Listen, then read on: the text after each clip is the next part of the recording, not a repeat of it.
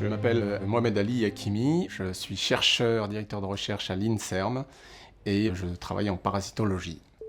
Notre domaine de recherche s'intéresse à la maladie qui s'appelle la toxoplasmose et à son agent pathogène qui s'appelle Toxoplasma gondii.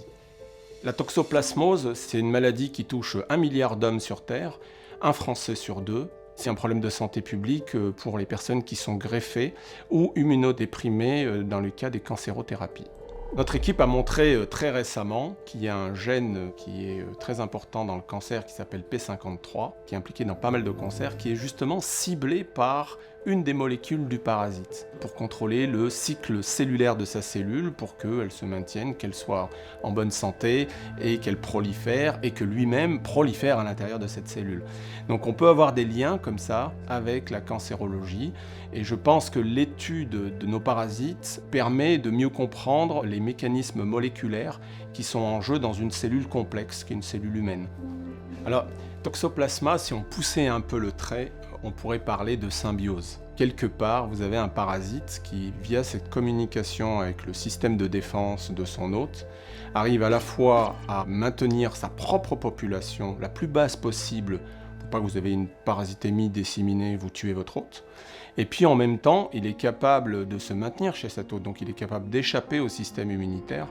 Et notre équipe spécifiquement travaille sur ces échanges d'informations entre le parasite et la cellule hôte pour à la fin avoir un hôte qui est parasité et en symbiose avec son parasite.